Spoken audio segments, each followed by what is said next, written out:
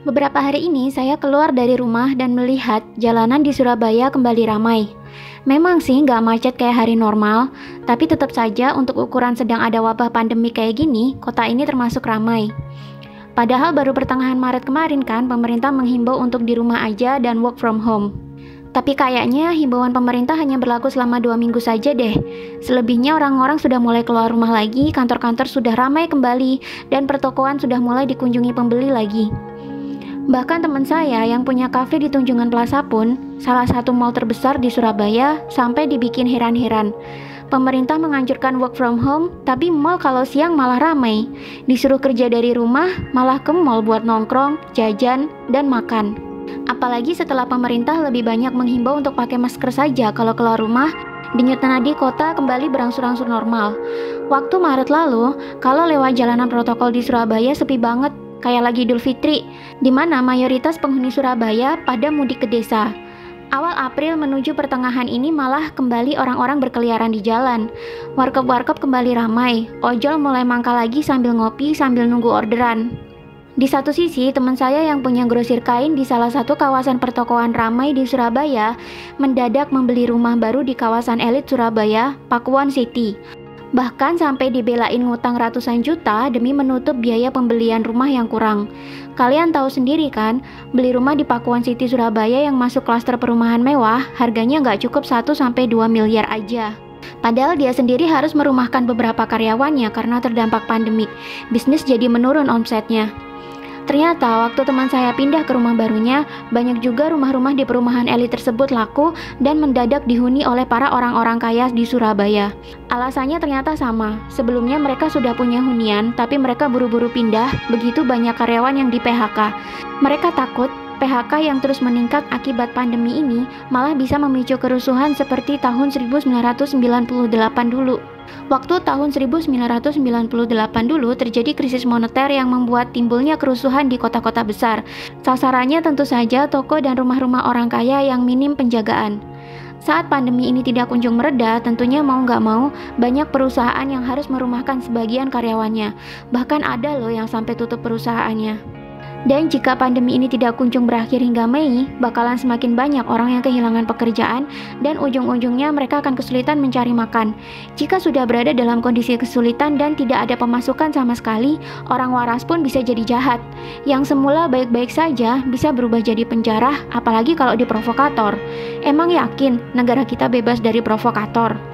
Hal inilah yang akhirnya membuat orang-orang kaya di Surabaya yang semula rumahnya di perumahan biasa, di ruko, di apartemen, kini memilih membeli rumah baru di kawasan elit yang penjagaannya terkenal ketat di ujung kota Surabaya dan pindah untuk mengamankan keluarga dan hartanya.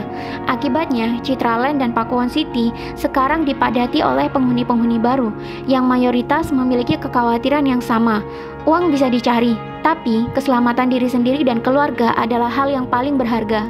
Teman saya juga bercerita, akibat pandemi ini, beberapa pasar dan pusat grosir di Surabaya sempat ditutup.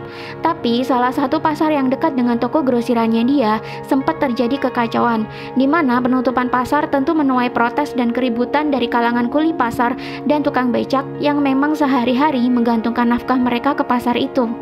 Akhirnya apa yang terjadi? Akhirnya pasar itu kembali dibuka. Pedagang diizinkan berjualan lagi. Lebih baik mereka jualan daripada nanti jadi rusuh dan ribut-ribut berujung kriminalitas. Padahal negara kita tidak menerapkan lockdown. Tapi efeknya terhadap perekonomian saja sudah seperti ini. Apalagi kalau negara kita menerapkan lockdown ya. Dimana kalau kita lockdown, maka kita sama sekali tidak diizinkan keluar dari rumah kecuali untuk kebutuhan mendesak. Perkantoran tutup, pertokoan tutup, kecuali yang menjual obat dan kebutuhan pokok.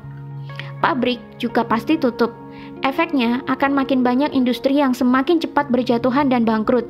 Gelombang PHK besar-besaran tak akan terhindar, dan pasti banyak dari mereka yang tidak memiliki tabungan yang cukup untuk survive hingga pandemi ini berakhir. Tentu yang ditakutkan adalah terjadinya chaos dan kerusuhan akibat rakyat yang kelaparan. Negara tak akan mampu menghidupi kita jika diberlakukan sistem lockdown di seluruh wilayah Indonesia. Maka saya nggak heran kenapa sekarang pertokoan di Surabaya tetap diizinkan buka. Perkantoran kembali ramai, kafe-kafe tetap buka. Yang penting, denyut perekonomian tetap berjalan. Yang penting, bisnis-bisnis bisa survive. Yang penting, jumlah korban PHK akibat pandemik ini bisa ditekan. Yang penting, orang-orang bisa tetap cari nafkah dan makan. Yang penting, perut rakyat terisi. Yang penting, tidak terjadi kerusuhan akibat nggak bisa cari nafkah. Yang penting, negara aman, jadi negara bisa fokus menanggulangi pandemik hingga selesai. Makanya, buat kalian yang ngotot minta lockdown, kalian mungkin aman karena kalian punya tabungan yang cukup untuk bertahan dan survive hingga beberapa bulan ke depan. Tapi buat sebagian besar orang di Indonesia, lockdown mungkin bisa jadi mimpi buruk. Ancaman PHK semakin besar, disusul ancaman kelaparan karena nggak punya uang buat cari nafkah. Belum lagi ancaman kerusuhan yang bakal terjadi kalau orang-orang pada menganggur. Ini tidak perlu kita jadikan bahan perdebatan. Setiap orang pasti punya pro dan kontra. Yang bisa kita lakukan sekarang adalah memperketat social distancing, menjaga kebersihan diri, menjaga imunitas tubuh, dan tetap menguatkan satu sama lain. Saya tidak bermaksud menakuti kalian dengan memaparkan fakta ini, tapi saya berharap kalian bisa mengambil pelajaran dari sini.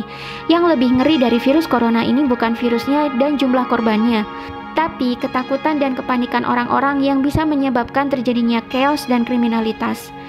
Jika ada temanmu yang sedang kesulitan mencari nafkah karena pekerjaannya terdampak corona, mari bantu mereka dengan menyisihkan sedikit rezeki untuk membantu mereka survive dan bisa makan. Jika tidak bisa, minimal bantu mereka menguatkan mental dan menjaga mereka tetap tenang. Kita pasti bisa melewati ini semua bersama-sama dengan sehat dan selamat.